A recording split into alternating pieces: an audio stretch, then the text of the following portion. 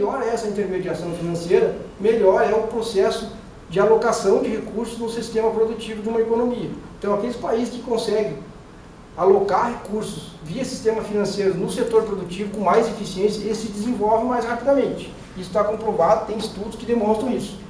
E aqui, né, aí eu coloquei um pequeno esquema para mostrar que temos os agentes superavitários, que são aqueles que ofertam recursos, né? Podem ser famílias, empresas ou governo, são aqueles poupadores, né, que a gente estuda lá em economia, lá, né?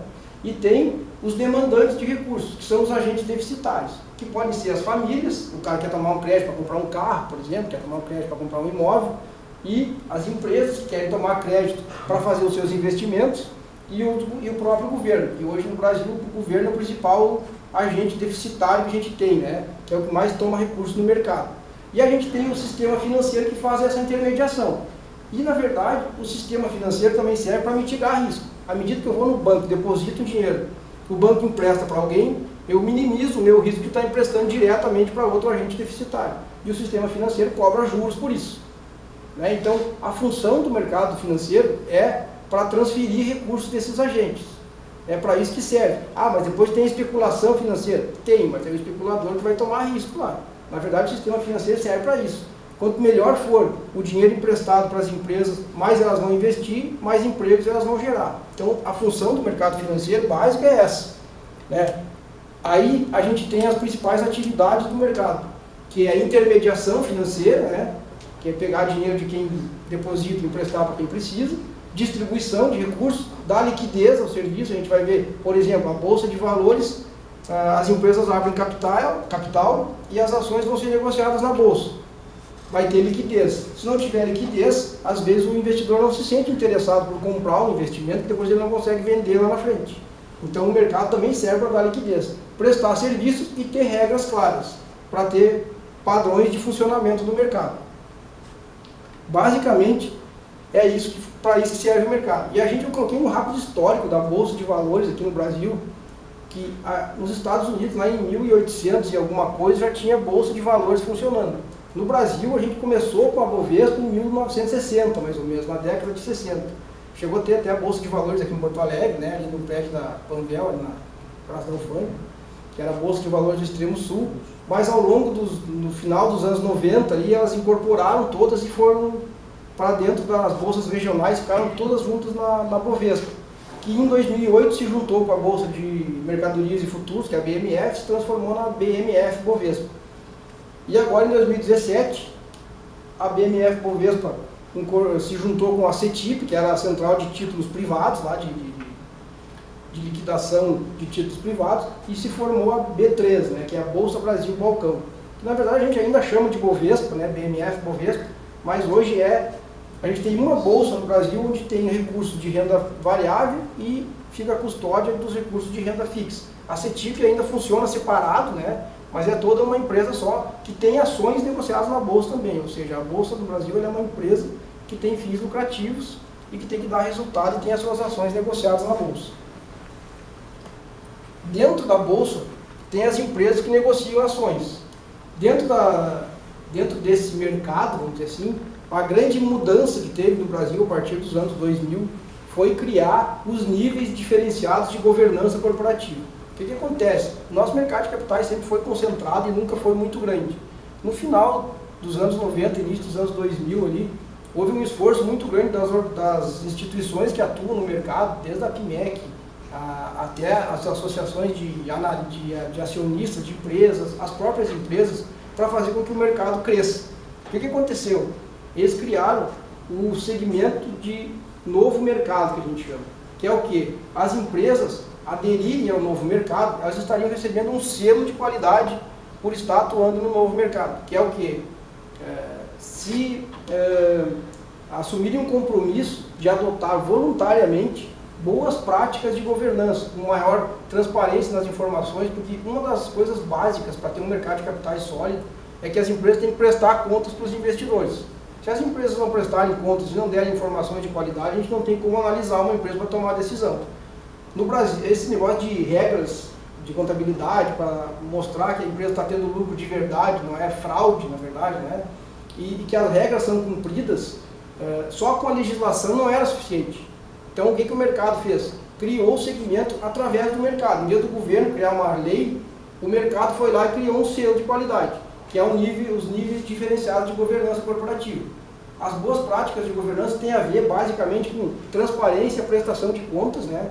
Senso de justiça e informar a todos no mesmo momento sobre o que acontece nas empresas. E as empresas passarem a ter ações ordinárias. No Brasil a gente tem duas classes de ações das empresas mais antigas, né? As preferenciais, que não dão direito a voto, e o cara recebe o dividendo antes, e as ordinárias, que dão direito a voto. Aqui a gente até coloquei, né? O novo mercado tem uma regra que para cada ação tem um voto. A gente tem um exemplo aqui no Rio Grande do Sul, que é a Lojas Renner, que é uma empresa que ela é uma corporation, que a gente chama, que é uma empresa que o capital dela é diluído no mercado de capitais, quer dizer, não tem um controlador, que é o Estado ou uma família. É o mercado ou um grupo de acionistas que é dono da empresa. E as decisões são tomadas como se fosse um condomínio, assim, né? Os acionistas elegem o conselho contrata a diretoria faz a gestão dentro de um planejamento estratégico e foi comprovado que essa prática dá bons resultados, porque a tendência das empresas é ter uma gestão mais profissionalizada e o lucro delas tende a ser maior. E aí estimula o acionista a ficar mais seguro para investir nesse mercado, porque já é um mercado de risco pelas operações de ações, mas se a gestão da empresa é comprometida com o resultado, fica melhor ainda. E aí dentro desse novo mercado existe um degrau, na verdade, né? Foram criados 4 níveis. O tradicional, que é onde está a Petrobras, lá por exemplo, que é uma empresa estatal, que é mais antiga no mercado. Aí depois tem o nível 1, que as empresas se comprometem a atender os requisitos de transparência, além da legislação, né? No mercado tradicional as empresas atendem a legislação, que diz que as empresas têm que informar os lucros trimestrais, lá, através das demonstrações financeiras, dar informação para o acionista toda vez que tiver um fato relevante, enfim, prestar contas. Aí, adicionalmente, tem o nível 2, que atende todos os requisitos anteriores e mais os requisitos societários. E o mais importante de todos é o novo mercado, onde só tem ações ordinárias nas empresas.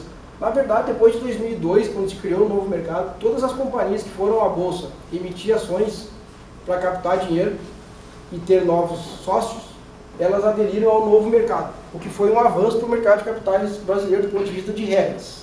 E aí aqui eu coloquei um quadro desde 2001, lá que eu venho atualizando ele, né?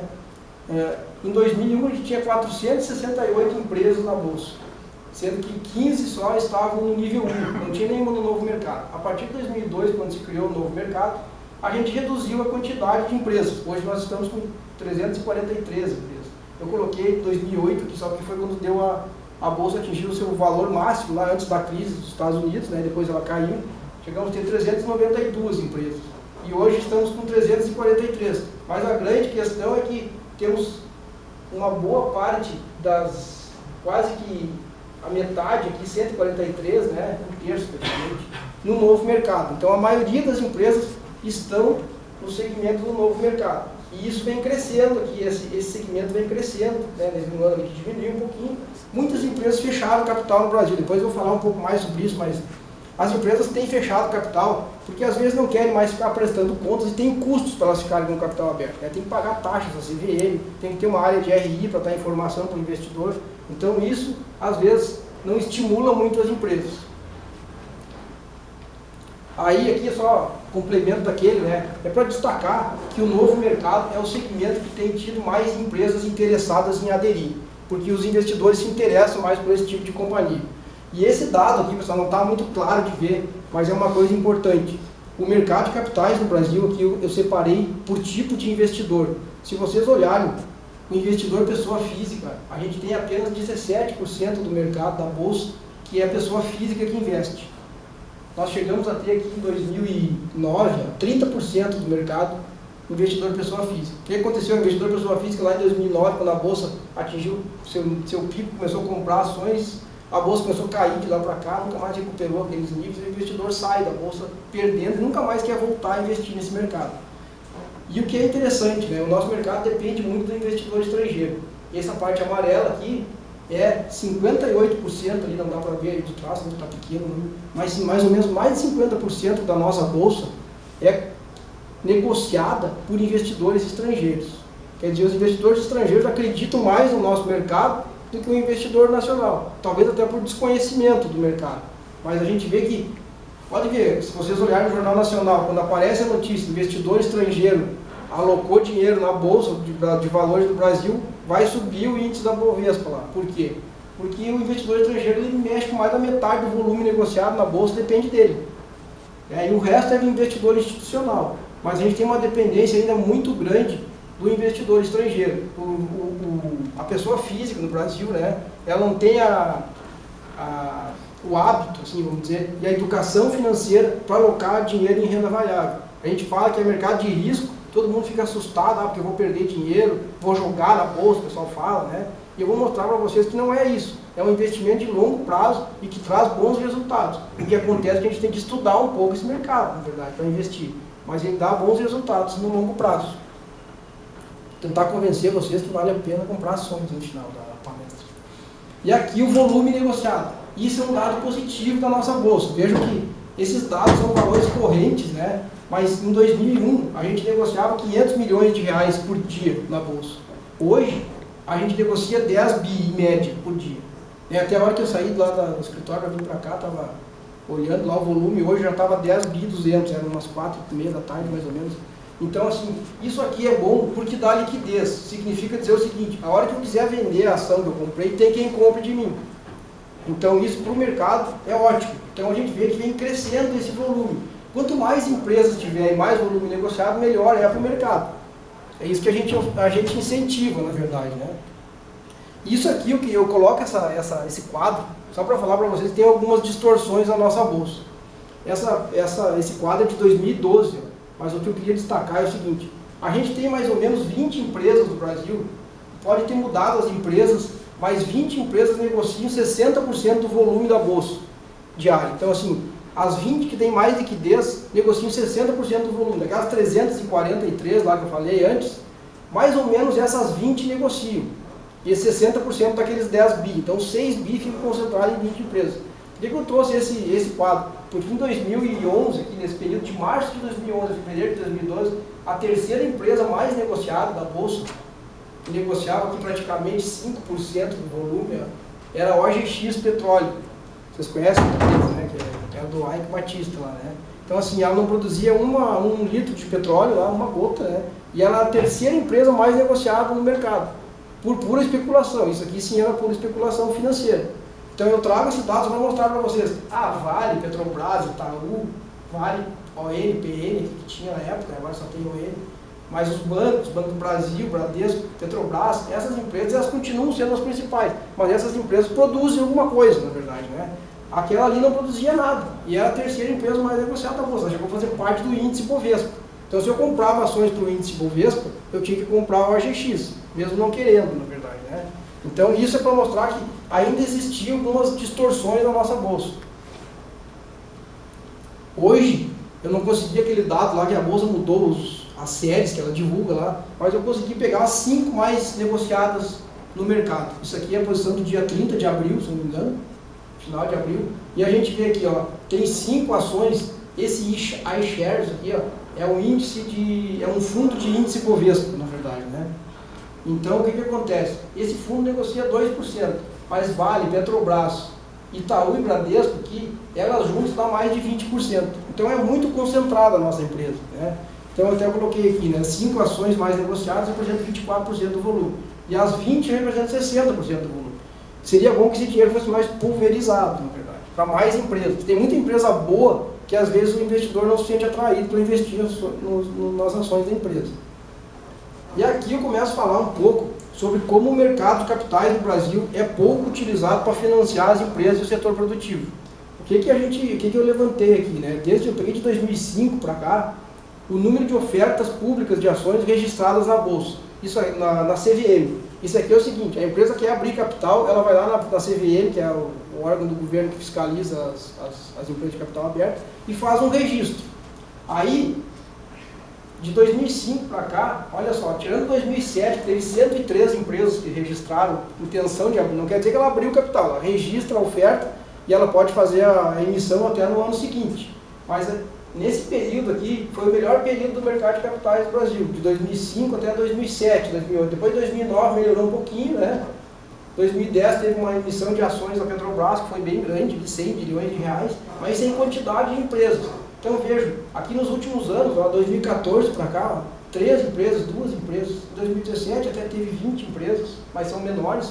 E agora 2018 teve 6 registros. Mas é muito pouco para um universo, a gente tem um PIB lá de 6 trilhões lá, né? E aí esse dinheiro podia ser utilizado para financiar boa parte dos investimentos e para esse setor, para investir em empresas direto. Então elas utilizam um pouco o mercado de capitais. Aqui eu coloquei por valor, né? No volume de ofertas.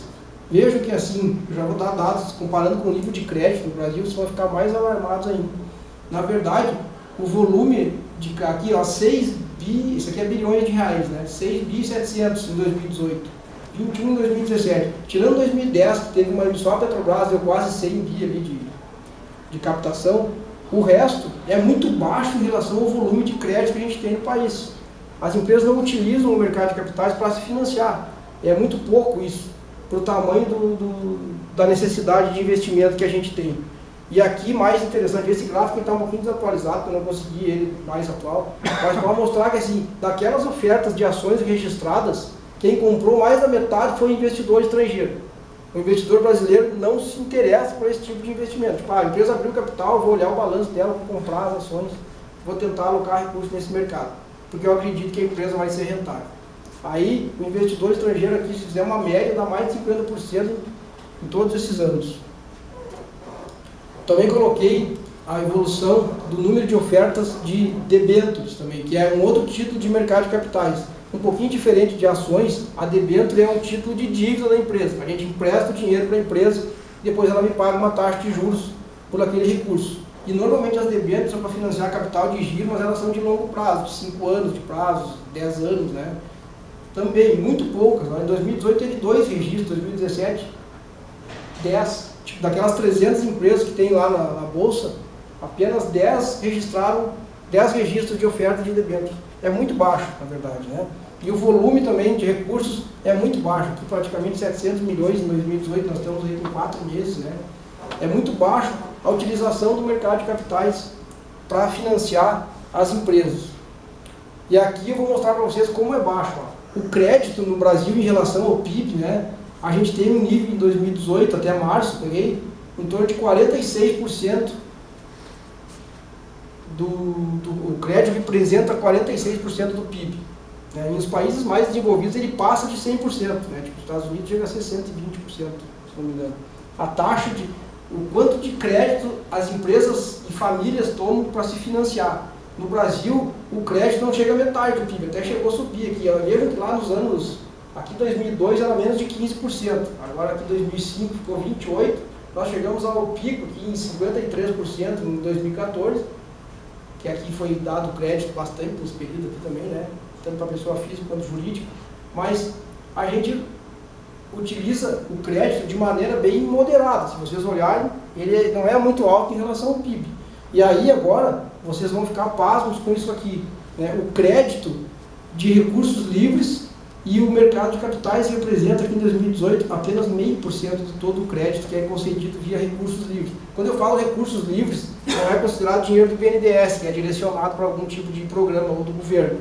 Mas vejo que assim, lá em 2005, 2006, quando teve aquelas maiores emissões de ações, chegou a representar 19%. Hoje ele representa menos de 2%. Aqui se pegar uma média de 2012 para cá, menos de 2%. Isso é só para mostrar que o mercado de capitais é subutilizado. Ele podia ser muito mais utilizado para financiar empresas, para a infraestrutura, que a gente precisa de investimento, né, que todo mundo fala.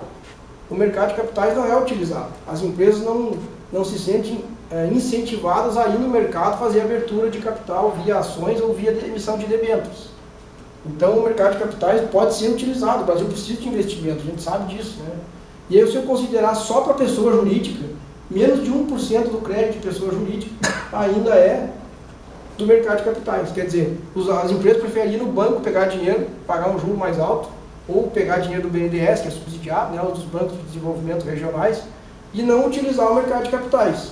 A gente não conseguiu identificar por qual razão é isso, na verdade. Existem várias, que eu imagino que seja. Uma delas é porque tem que montar uma estrutura, né, de empresa de capital aberto, para prestar contas ao mercado, para ter nível de governança melhor. Outra é porque tem taxas mais ou menos elevadas para pagar na CVM, nos órgãos reguladores, tem que ter auditoria, tem que ter uma série de coisas que muda. A cultura da empresa, fazer gestão muda. Mas será que não vale, e à medida que eu tenho novo sócio, porque acionista é sócio da empresa, eu tenho que dar explicação, tenho que prestar contas.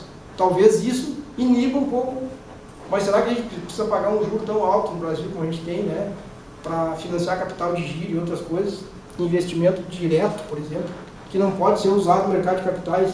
Então isso aqui a gente vem falando muito lá na PMEC e tentando mostrar para as empresas que vale a pena ela ser de capital aberto para captar recursos para investimento. Agora, pessoal, parando de falar um pouco das coisas mais, vou falar as coisas mais tranquilas, né? Eu queria mostrar para vocês que a gente tem na bolsa algumas empresas que são ligadas ao setor de commodities, né? Então, e como as empresas reagem no mercado de capitais do Brasil em relação ao preço das commodities no mercado internacional. Aqui eu peguei uma série histórica lá desde 2010 até 2018 do preço do minério de ferro para comparar com o preço das ações da Vale do Rio Doce. Então a linha vermelha é a Vale e a linha azul é o preço do minério de ferro. A gente vê que tem uma correlação muito forte entre o preço do minério e o preço das ações. Ou seja, quando o preço do minério sobe, a ação da Vale se valoriza. Quando o preço do minério cai no mercado internacional, o preço da ação da Vale também cai. O que aconteceu aqui ó, em 2017, aqui para cá, que ela deu uma descolada? Na verdade, a Vale do Rio Doce, ela resolveu aderir ao novo mercado da Bolsa, transformou todas as ações preferenciais somente em ordinárias, né? Virou todo mundo que é sócio da Vale é sócio controlador, mudou a gestão dela, tentou colocar uma gestão um pouco mais profissional, veio melhorando o resultado, saiu de um prejuízo para resultados positivos, e o resultado disso tudo é que só sobe a ação. Eu estava olhando, nos últimos 12 meses ela já valorizou mais de 100%. Então, assim, mas é interessante mostrar que ela existe uma aderência em relação ao preço do minério. O preço do minério de ferro chegou a estar cotado lá quase $200 a tonelada lá, né? E aí hoje está em torno de um pouquinho menos de 80, aqui $70 lá na esquerda, né? Mas se ele voltar a subir um pouco mais, a ação da Vale vai subir mais ainda. Uma dica para comprar a Vale. E aí aqui, mesma coisa ocorre com as ações da Petrobras, né? Muito correlacionado com o preço do petróleo. O que aconteceu aqui nesse período, né? Aqui assim, né, foi quando começou a Operação Lava Jato, ali que as ações da Petrobras caíram muito. E ela teve um prejuízo ali por 2 exercícios seguidos da Petrobras, um prejuízo bem alto. Mas mesmo assim, depois disso, ela anda muito grudada no preço do petróleo. Se a gente olhar agora, que a Petrobras subiu bastante também esse ano, acho que ela subiu 80% já mais ou menos. O preço do petróleo também subiu, né? Tem que agradecer ao Trump isso aqui, né? O Trump de vez em quando ele resolve dizer que vai fazer uma guerra lá, mas daí sobe o preço do petróleo, briga com o Irã lá, né? Sobe o preço do petróleo e aí as ações, para quem tem ações da Petrobras, é bom, mas a correlação é muito forte, porque a receita dela depende da questão do produto que ela vende, na verdade, né? Opa, voltei. E aqui eu comparo a Gerdau com o preço do aço, a mesma coisa. Se a gente olhar nos últimos anos, essas 3 empresas elas tiveram perdas de 2010 para cá na bolsa. Quem tinha ações delas perdeu dinheiro, porque elas caíram bastante, mas foi porque o preço do produto que elas vendem também caiu no mercado, diminuiu a demanda, né? E aqui no caso do aço, né, os chineses começaram a vender aço no mercado internacional a preço bem mais baixo, são muito mais competitivos. A Gerdau também sofreu bastante, mas agora nos últimos meses ela vem retomando, o preço subiu do aço lá e o preço das ações dela também subiu. Olha que loucura isso aqui, né? Aqui em 2016, ó, a ação da Gerdau estava R$13,50, aqui menos de R$5, né? Agora já está 18, quem comprou ela ali em 1 ano e meio ganhou dinheiro, né? Mesma coisa a Vale, estava 7 e pouco lá atrás, né? Agora já está R$50. Depois que passa fica fácil, na verdade, né? Então o que acontece? Seguindo aqui, eu quero falar um pouco como a nossa bolsa, não é que ela está barata, mas eu acho que ela ainda está atrativa, né? Que agora vem o objetivo da nossa conversa. Se a gente olhar em 2007, que antes da crise de 2008, ó, aquelas empresas que negociavam na bolsa, 300 e poucas empresas, elas tinham um valor de mercado equivalente quase que a 91% do PIB, aqui, quase 100% do PIB. Quer dizer, 300 e poucas empresas valem todo o PIB do país. Nesse período elas estavam muito valorizadas.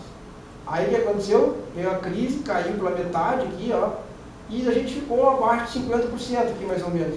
Agora eu peguei o dado de março de 2018, que é quando eu consegui o PIB que tinha lá no Banco Central, lá. As empresas que negociam ações na Bolsa equivalem em valor de mercado a 53% do PIB. Quer dizer, normalmente elas valem mais de 60% ali, né? Em preço de mercado. Então, poderia ser um indicador de que está atrativo investir em ações. E aqui eu faço uma comparação para vocês verem porque que a Bolsa do Brasil às vezes não é tão atrativa, na verdade, né? Porque olha a taxa Selic, peguei de 2001 até agora, né? Até abril de 2018.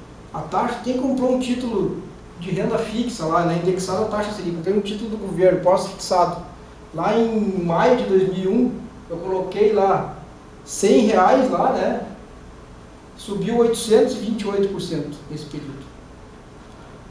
Quem comprou ações, a mesma quantia, subiu 589%. Então, o que acontece? Como o juro no Brasil historicamente é muito alto, o investidor aplica em renda fixa e não precisa correr risco. Para que ele vai ficar sofrendo aqui, né, com esse gráfico aqui, eletrocardiograma aqui da Bolsa, né, podendo comprar um título do governo, ficar sentado e vai resgatar lá na frente sem risco. Então, esse é um indicador de que, às vezes, o investidor prefere deixar o dinheiro até na poupança, muitas vezes, do que ir para investimento de maior risco, que é em ações. Porque em ações oscila o preço aqui, né? Mas eu posso ganhar mais em alguns períodos. Só que no caso do Brasil, se eu coloquei lá no mesmo período, lá, e estou olhando aqui, eu ganhei 300% praticamente ali a mais, né? Do que em renda variável. Então, para que eu vou ficar sofrendo com a renda variável, se eu posso ganhar na renda fixa, né? E aí agora, eu vou falar um pouquinho sobre o cenário do mercado de capitais no Brasil, que eu acho que é o mais interessante. Eu vou começar falando, esse gráfico aqui, ele está um pouquinho desatualizado, mas eu tenho os números ali na frente. Isso aqui é só para mostrar para vocês que é o problema que a gente precisa resolver no Brasil, que é o resultado das contas públicas. A gente tem a linha azul é as receitas do governo, a linha vermelha é a despesa e a linha verde é o resultado. Então vejo que aqui, a partir de 2013, aqui, ó, a gente começou a ter déficit nas contas públicas, chegou a passar de 200 bi lá em 2016. Hoje está em torno de 112 bi, eu acho que foi o ano passado, se eu não me engano, de reais. Então, esse é um problema, né? O aumento do gasto e aqui a redução na receita aconteceu porque a economia desacelerou aqui nesse período, né? Mas o gasto público continuou subindo. Então, isso aqui é como se eu ganhasse R$1.000 e gastasse 1.300 todo mês. Vai chegar uma hora que eu não vou conseguir pagar minhas contas. E é o que está acontecendo no governo brasileiro. E aí, o resultado daquele déficit é aumento da dívida bruta do setor público. Veja que lá em 2013 a gente tinha uma dívida que representava 48% do PIB. A gente já está com ela representando 74% do PIB. Se seguir do jeito que está, em 2022, se parar de crescer o déficit, a gente vai ficar com a dívida mantida em 2022 em 74% do PIB. Quer dizer, não tem perspectiva muito grande de reduzir a dívida do governo. Quer dizer, a nossa dívida, porque é a gente que paga, na verdade, né? Então, esse é um dado. Eu vou dar primeiro as notícias ruins, tá? Depois eu dou as notícias melhores. Tá? E aí, aqui, né, que é os dados de resultados das contas do governo. Eu fiz um resumo das estimativas aqui, né?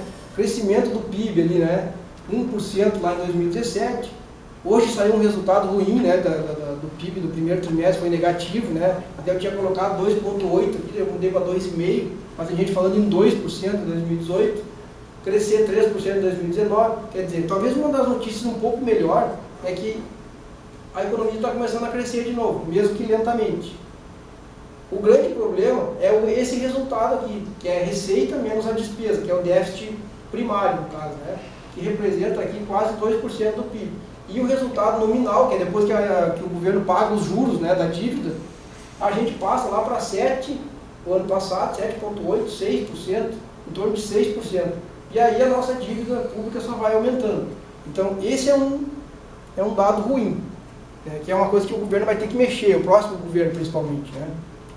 E aí, Outro dado ruim é o nível, a taxa de desemprego, que a gente está aí com em torno de 13% da população desempregada no país, da população economicamente ativa.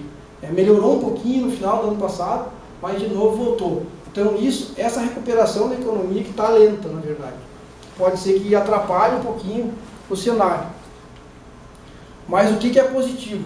O risco Brasil, pelo menos, ele está estável. Né? Tirando lá em 2015, 2016, quando teve a mudança do processo de impeachment ali, e a troca de governo, que o risco para isso passou de 5%, hoje está em torno de 2%, 2,5%. O que quer dizer isso? Né? O risco Brasil, medido pelo IMBI lá, do JP Morgan, ele quer dizer o seguinte: o investidor estrangeiro, para aplicar dinheiro no Brasil, ele quer um prêmio que está embutido no risco Brasil aqui.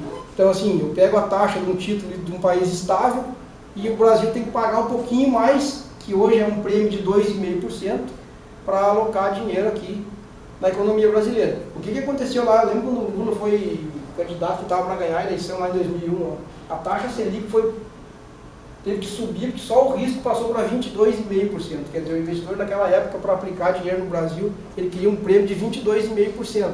Aí eu me lembro que na época o Lula fez uma carta lá ao mercado, lá, né, disse que ele tinha dito que não ia pagar a dívida pública. Né? Aí ele voltou atrás, disse que ia pagar, continuou honrando os compromissos, o risco caiu. Vejo que é só expectativa, na verdade, assim, né? De fato não aconteceu nada. E agora, a expectativa pelo menos é boa. A gente tem uma taxa de risco que ela está controlada.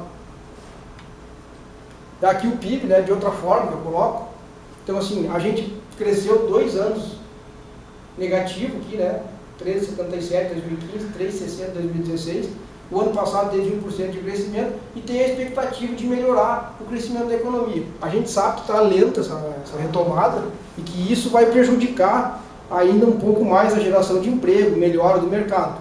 Mas pelo menos a gente já está numa trajetória de retomada de crescimento econômico. O lado positivo é que a inflação caiu bastante, né? Essa inflação aqui, essa aqui é a inflação anual, né?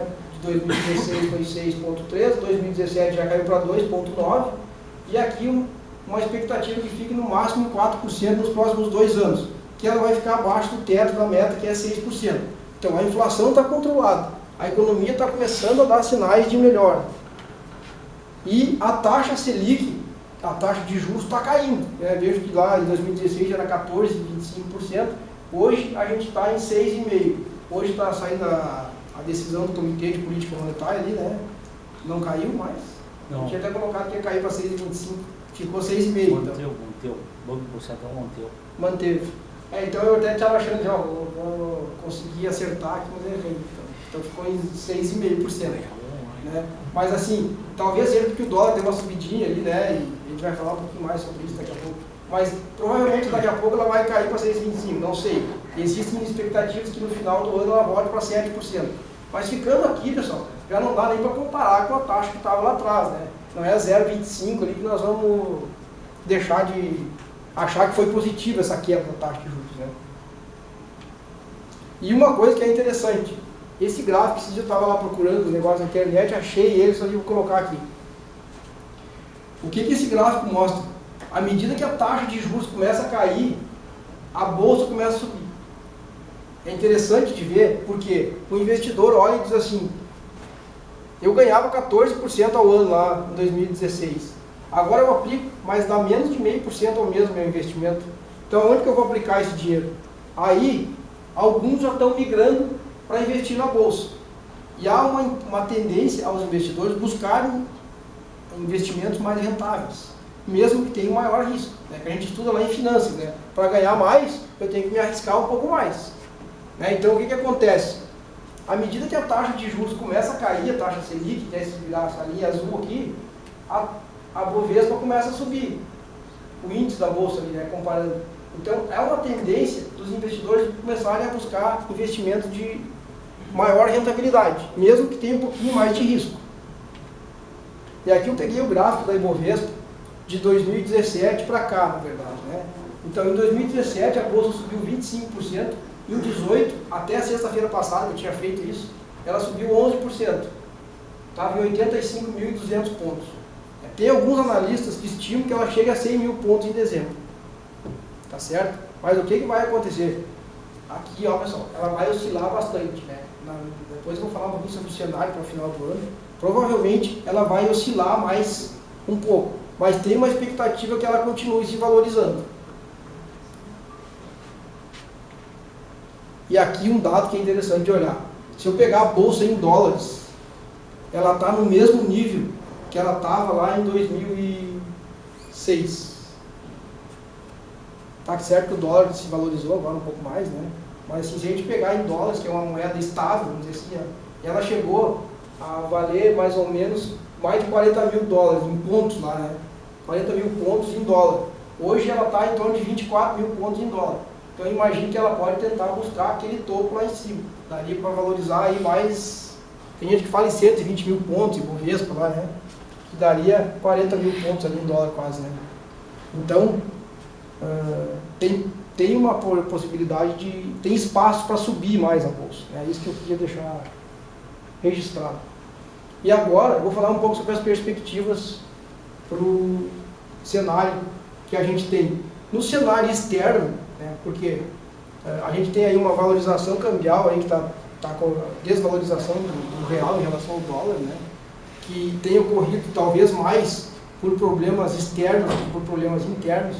Né. Então a gente tem algumas coisas. Eu botei a foto do Trump quando ele mostrou que ele assinou o documento elevando as tarifas dos produtos importados dos Estados Unidos pela China, lá, né, que ele vai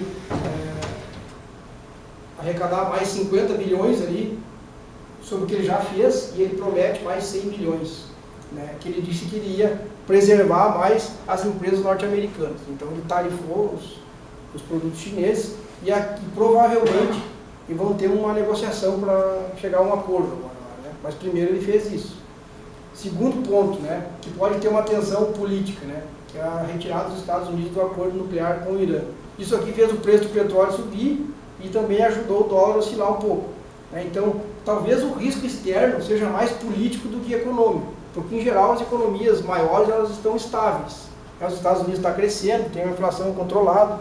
O que está acontecendo nos Estados Unidos é que eles estão subindo a taxa de juros e por isso também o dólar está se valorizando, porque há uma tendência dos investidores tirarem dinheiro dos países com risco maior para colocar lá, que tem um jurinho um pouquinho maior, né, mesmo que seja não muito alto, mas o risco é muito menor.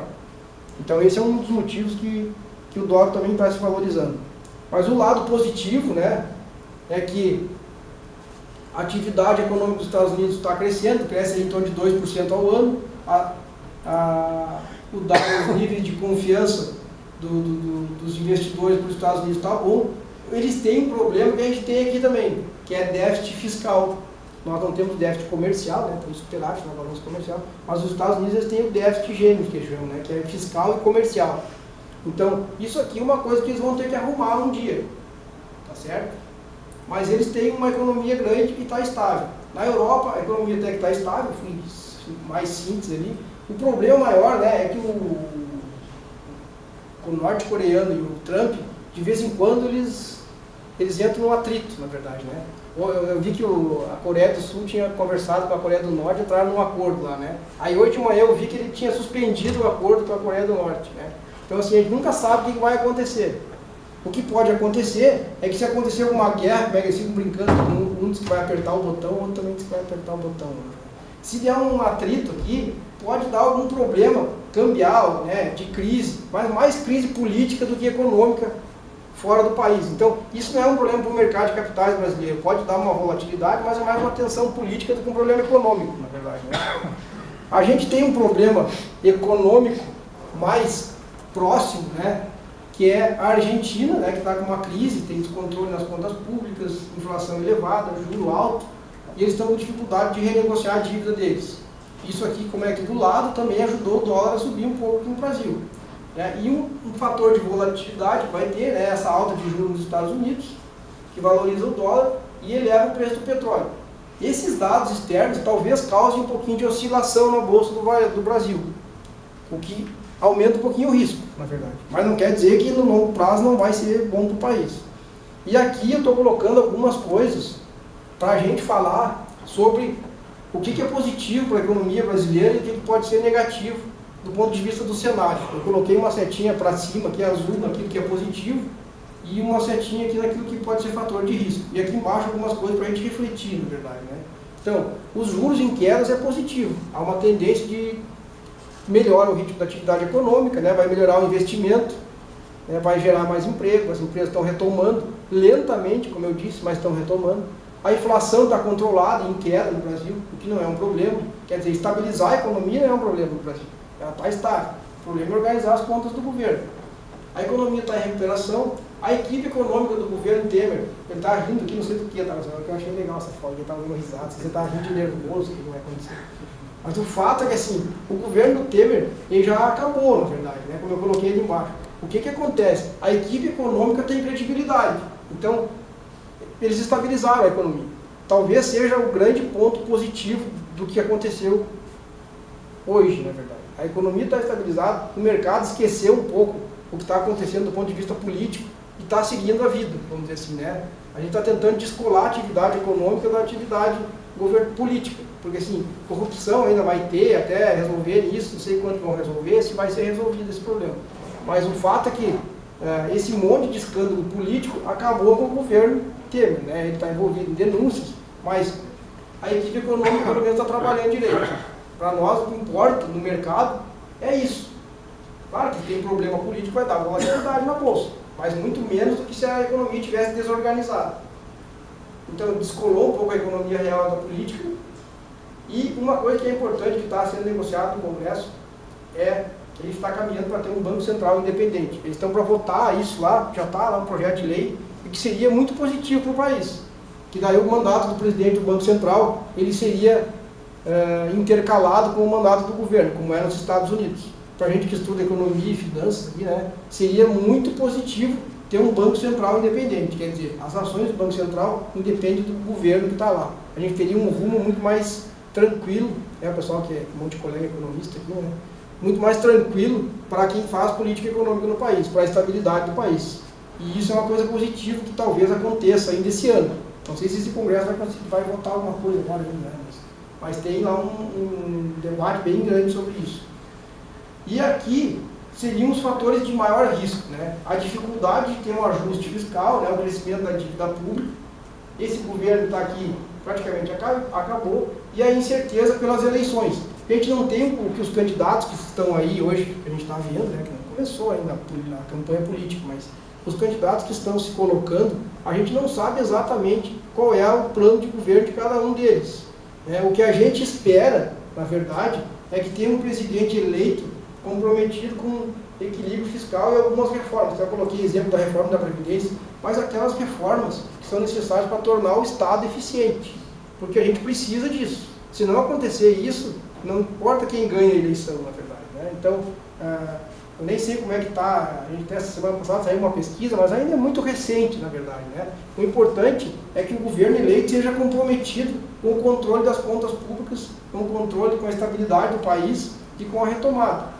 Milagre nenhum vai fazer, mas se melhorar isso pode melhorar o nível de emprego, pode melhorar a nossa vida no dia a dia. O que vai acontecer nesse ano, né? Vai ter volatilidade, que é a oscilação dos preços de ações, principalmente, porque dependendo de quem está na frente da pesquisa, pode ter uma ideia do mercado, né? Então o mercado vai ficar tentando interpretar quem é que vai ganhar, quem é que vai fazer. Então vai ter volatilidade, mas vai ter oportunidade, né? À medida que daqui a pouco tem um candidato que comece a colocar os seus pontos de vista em relação à política econômica a ser adotada e ao rumo do país, pode ser que melhore. Mas como eu disse, tem que ter cautela, né? Coloquei essa palavra aqui no final da tarde, cautela. Porque assim, a gente comprar e esquecer não dá, né? Tem que olhar, tem oportunidades, tem empresas que estão dando oportunidade para investir na bolsa, mas vai ter oscilação, com certeza, e o investidor que quiser aplicar em ações, ele vai passar por momentos de tensão, vamos dizer assim. Se não estiver disposto a correr risco, deixa na renda fixa, ganha menos um pouquinho, e até outubro aí são 6 meses, nem isso, né? Passa rápido, aí depois a gente já vê como é que vai ficar, né? Então, isso seria o cenário básico assim, que eu tinha mais ou menos pensado. E eu coloquei aqui no último slide, né, para finalizar, depois eu vou ficar à disposição para quem quiser fazer pergunta aí. 3 motivos para explicar a expectativa dos investidores. O primeiro, né, que tem um ambiente global relativamente favorável. Isso aí atenua os impactos da retomada lenta na atividade econômica brasileira. Porque assim, a gente vê que está entrando mais recursos do que saindo no mercado de capitais no Brasil. Então o investidor estrangeiro ainda acredita. Eles olham e veem a oportunidade de lucro, eles acham que o mercado aqui está barato. Isso é importante a gente olhar. Então as empresas estão baratas. Eles veem que tem um cenário político conturbado, mas eles olham o risco do negócio. Então isso é importante. A segunda coisa, né, é que mesmo retomando lentamente o nível de confiança dos investidores, ele vem acontecendo. Então a atividade econômica e o mercado está acreditando que está melhorando a economia do país, né? E finalmente eu falei que há uma esperança de que a agenda econômica seja preservada, né? Então a gente acredita que aquela gastança do setor público desorganizada, né, de maneira que pode prejudicar todos nós, depois a gente tem que pagar mais imposto cada vez mais, né, seja organizado isso. Um Estado, com as contas organizadas, pode melhorar bastante para o futuro da nossa economia. E até eu coloquei aqui uma frase, que o Brasil precisa de investimentos e o mercado de capitais pode ser importante nesse processo. Quer dizer, se o governo começar a usar mais o mercado, ele se envolve menos em atividades que ele não sabe fazer e deixa o setor privado fazer. E os investidores, aqui fiz uma pergunta, né, se mostram relativamente confortáveis com a situação e ainda interessados nas oportunidades oferecidas na economia brasileira. Isso é uma pergunta que eu faço porque eu começo a olhar o investidor estrangeiro, e para vocês pensarem, e o investidor estrangeiro começa a acreditar mais no Brasil do que a gente que está aqui daqui a pouco, né? Então, assim, claro que tem um monte de coisa ruim que a gente fica escutando todo dia nas notícias, né? Mas também tem coisas positivas e tem oportunidades. Então a gente precisa de investimento e talvez o mercado mercado de capitais seja um bom caminho. Certo? Eu queria agradecer a vocês e fico à disposição para as perguntas.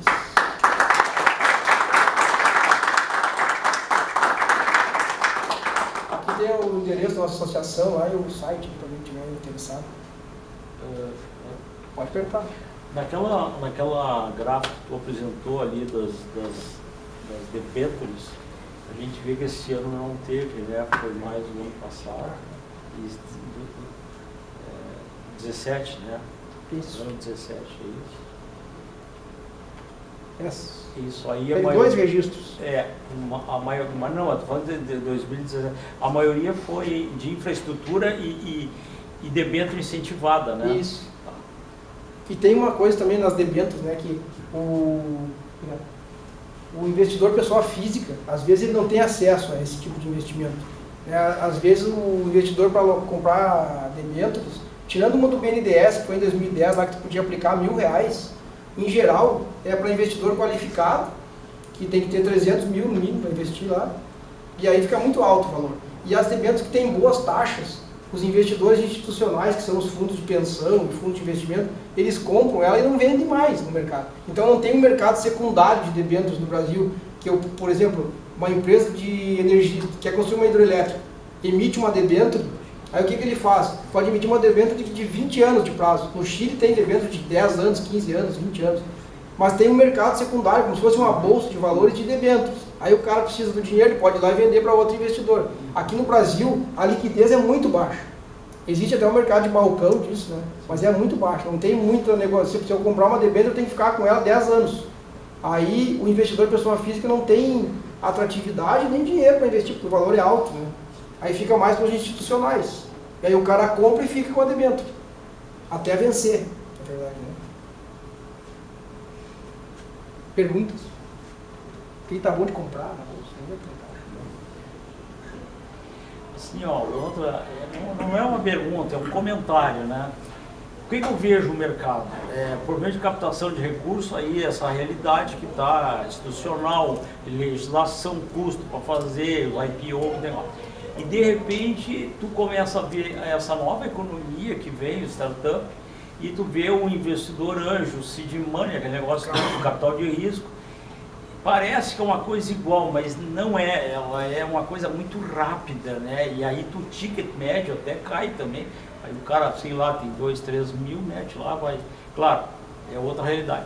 Agora começou um troço mais rápido ainda, o tal dos ICO, que é de ativo digital. Então esse aí os caras levantam em meia hora um monte de dinheiro. Exato. Então eu vejo assim esse espectro. Como é que tu encara isso, essa essas mudanças? Assim?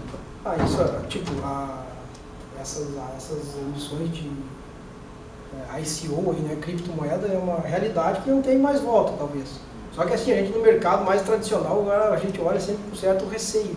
A gente estava falando até com o Rogério outro dia, não é tangível, na verdade. Não que a moeda nos países hoje não tem mais lastro, né? Depois que tiraram o padrão ouro, não existe mais lastro em dólar, em ouro, né? Mas o que acontece? É uma realidade, a tecnologia que foi criada não tem mais volta, segurança de informação, a gente não sabe até onde vai, porque hoje valoriza o Bitcoin, lá, por exemplo, se valoriza porque um compra do outro, né, na verdade, né? A gente olha lá no mercado de capitais e compara com o caso das tulipas, que aconteceu na Holanda, lá, né?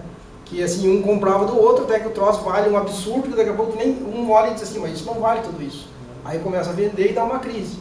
Mas assim, o pessoal mais jovem acredita que isso aí é uma coisa que não tem mais volta. E eu acho que não tem mais volta.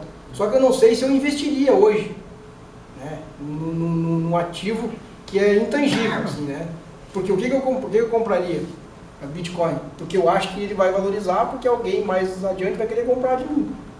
A gente não usa ela ainda, a moeda, não é em todos os lugares que eu consigo fazer uma compra na internet com ela, enfim, uma conversibilidade, na verdade, né? Então, mas existe um mercado. Agora os Estados Unidos tem uma bolsa lá que negocia as criptomoedas lá, né? Mas é uma realidade, não tem como voltar atrás. O que acontece? O mercado de capitais aqui, ele é um negócio mais tangível, só que o custo dele é muito mais alto, né? Esse negócio eletrônico, o custo é muito mais baixo. Então, parece que fica muito distante, né? Então, mas a Bovespa, ela vem fazendo um esforço para abrir capital de menores empresas menores. Como tem essas plataformas de crowdfunding aí, né? Que é investir em startups, assim, né? Fazer tipo, similar uma vaquinha ali, né? Para comprar participação nas empresas. Já existem plataformas na internet que negociam com isso e tem sido bem regulamentado. A CVM já regulamentou e ela fiscaliza isso. Então, assim, para o pequeno investidor e para a pequena empresa, talvez tentar colocar esse mercado dentro de uma bolsa de valores, mesmo que tu faça um departamento da bolsa lá, que seria um negócio que ficaria mais transparente. Porque o problema é o seguinte, né? No caso das ações das empresas, hoje a gente compra a ação e fica registrado lá no teu nome a ação. Se tu quiser vender, vai estar lá, vai estar custodiada lá.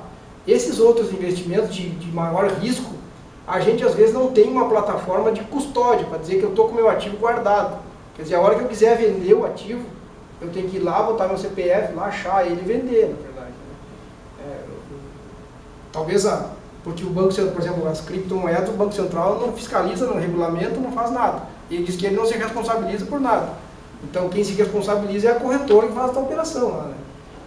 Esse é o espectro que eu vejo, tradicional e essa nova situação e esse intermediário aí que tu falou do capital de risco. Mas uma coisa é dita, eu acho que tem que ser dita assim, o cenário que está aí, com taxa de juros que está e inflação, se o nego não tomar risco, ele não vai ganhar dinheiro. E aí eu acho que o grande entrave disso aí na pessoa física, não no qualificado, é a educação financeira. Exato. Ainda tem um caminho longo para o cara sair dessa. Vou jogar dinheiro na bolsa, tu vai investir. Eu me lembro que quando a gente estava na faculdade, que, né, a gente só ouvia falar de mercado de capitais, ninguém ouvia falar isso. Hoje em dia o pessoal vem falando mais sobre isso.